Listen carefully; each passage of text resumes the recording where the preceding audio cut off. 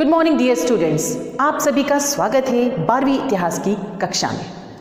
आज हम पढ़ने वाले हैं अध्याय 7, एक साम्राज्य की राजधानी विजयनगर, लगभग 14वीं सदी से लेकर 16वीं सदी तक। विजयनगर अथवा विजय का नगर एक साम्राज्य और एक नगर यानी शहर दोनों के लिए प्रयुक्त नाम था। यानी विजयनगर को एक नगर के रूप में भी देखते थे और एक साम्राज्य के रूप में भी देखा जाता था। इसकी स्थापना हम देखते हैं 14वीं शताब्दी में की गई थी।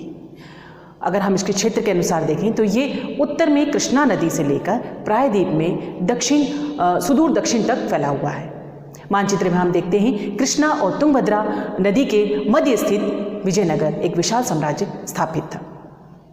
इसके पड़ोसी राज्य हम देखते हैं तो अहमदनगर, उत्तर में हम देखें तो अहमदनगर, बीजापुर, बीदर, गोलकुंडा और बरार आदि हैं और ये कहलाते थे दक्कन के सुल्तान। पूर्व में हम देखें तो उड़ीसा के गजपति के शासक जो थे वहाँ पर शासन करते थे और उन्हें क्या कहा जाता था? उन्हें गजपति कहा जाता था। गजपति मतलब जिनके पास में हाथियों की अत्यधिक संख्या। और उत्तर में जो दक्कन के सुल्तान थे उन्हें अश्वपति कहा जाता था। क्यों कहा जाता था बच्चों? क्योंकि उनके पास में बहुत संख्या में अश्व यानी घोड़े हुआ करते थे। अब आते हैं हम विजयनगर साम्राज्य में, तो विजयनगर के साम्राज्य के शासकों को कहा जाता था नरपति। नरपति मतलब लोगों के स्वामी और इन्हें राय भी कहा जाता था। ये अपने आप को राय कहा करते थे। 1565 ईस्वी में इस पर आक्रमण हुआ, विजयनगर पर आक्रमण हुआ, इसे लूटा गया और बाद में ये विजयनगर साम्राज्य जो था उजड़ गया। पर कृष्णा और दोआब क्षेत्र के जो निवासी थे उनकी स्मृतियों में ये जीवित रहा। उन्होंने इसे हम्पी नाम से याद रखा, जो यहाँ की स्थानीय मातृ देवी पंपा देवी के नाम से जाना जाती थी। उन्हीं के नाम पर हम्पी यानी पंपा देवी के नाम से हम्पी नाम जो है विजयनगर का हम्पी नाम से भी जाना जाता। वैसे तो विजयनगर की राजधानी मानी जाती थी हम्पी, लेकिन विजयनगर को हम्पी नाम से भी जाना जाता है। तो बच्चों अब हम जानते हैं हम्पी की खोज यानी विजयनगर की खोज का श्रेय किसको जाता है? तो विजयनगर की खोज का श्रेय जाता है कॉलिन मैकेंजी को। चित्र में आप देख रहे होंगे, चित्र के माध्यम से आप देखेंगे कि कॉलिन मैकेंजी जो थे वो उनका जन्म 1754 ईस्वी में हुआ था। वो एक अभियंता, सर्वेक्षक, मानचित्रकार थे। ईस्ट इंडिया कंपनी के अधिकारी थे वो।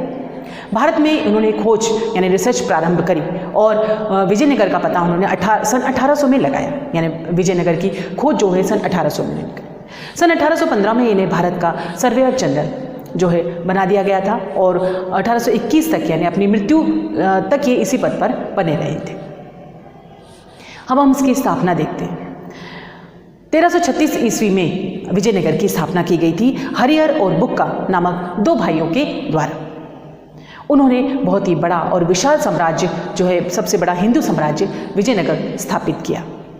इन्होंने अपने पिता के नाम पर यानी अपने पिता संगम के नाम पर संगम वंश की जो है 1336 ईस्वी में स्थापना करी। यानी संगम वंश की स्थापना हुई 1336 में, जिसके राजा रहे हरिहर और बुक्का।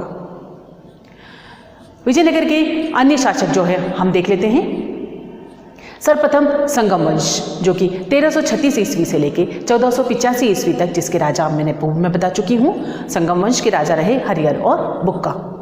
उसके बाद दूसरा वंश हुआ सुल्लू वंश जो कि 1485 ईस्वी से लेकर 1505 ईस्वी तक रहा। इसके प्रमुख जो शासक रहे वो थे नरसिंह सल्लू। तीसरा वंश तुलु वंश, तुलु वंश जो कि 1505 से लेकर 1570 ईस्वी तक चला। इसके जो साम्राज्य चाहे जो राजा रहे वीर नरसिंह रहे। इसके पश्चात आया अरविंद वंश। अरविंद वंश 1570 से लेकर 1650 तक रहा। इसके जो राजा रहे वो थे तिरुमल।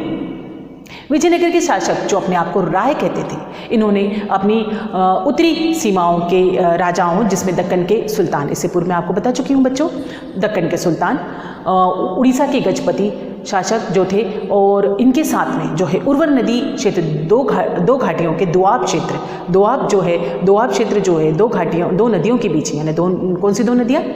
कृष्णा और तुंगभद्रा नदियों के बीच का जो उर्वर क्षेत्र था उसके लिए संघर्ष इनके बीच में चलता रहता था। कि इनके बीच में जो उत्तरी सीमाओं के जो राजा थे दक्कन के सुल्तान और उड़ीसा के गजपति शासकों के बीच में और विजयनगर के साम्राज्य के बीच में जो था संघर्ष इस क्षेत्र के लिए चलता रहता था। इस साम्राज्य के जो शक्तिशाली राज्यों जैसे तमिलनाडु में चोलो और कर्नाटक में होयसल राजा जो थे विजयनगर को इन्होंने देखरेख की। तंजावर के वृद्धेश्वर मंदिर तथा वेल्लूर के चंडिकेश्वर मंदिर को संरक्षण इन्होंने प्रदान किया। बच्चों, अब हम जानते हैं विजयनगर की जल व्यवस्था यानी जल संपदा के बारे में। विजयनगर के राजाओं ने जल व्यवस्था किस प्रकार की थी, तो चलिए जानते हैं। विजयनगर की भौगोलिक स्थिति की सबसे महत्वपूर्ण विशेषता यहाँ की तुंगभद्रा नदी द्वारा निर्मित जो प्राकृतिक जल कुंड था। तुंगभद्रा नदी हम देखें तो उत्तर पूर्व दिशा में बहती थी, आसपास सुंदर पहाड़ियों से आच्छादित। इन्हीं पहाड़ियों से अनेक जलधाराएं जो थी वो नदी में आकर मिलती थी। और विजयनगर का जो क्षेत्र था, अब नदियां तो आसपास थी कृष्णा और तुंगभद्रा, लेकिन मध्य क्षेत्र जो था वो शुष्क था, तो जल का संचयन तो आवश्यक था। अतः विजयनगर से लगभग सभी जलधाराओं के साथ बांध बनाकर अलग अलग होज अर्थात जलाशय में जो है जलाशयों का निर्माण किया गया।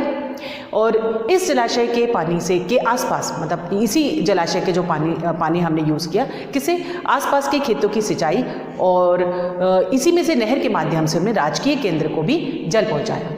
यहाँ ऐसा महत्वपूर्ण जलाशय था जिसका नाम कमलापुरम था, जो कि 15वीं शताब्दी के आरंभिक वर्षों में बनवाया गया था। और विजयनगर की सर्वाधिक महत्वपूर्ण जल संरचनाओं में से सबसे महत्वपूर्ण जो थी वो हिरिया नहर थी। तो इस प्रकार हम देखते हैं कि विजयनगर साम्राज्य के जो राजा थे, जो शासक थे, उन्होंने जल पूर्ति की आवश्यक प्रबंध किए थे।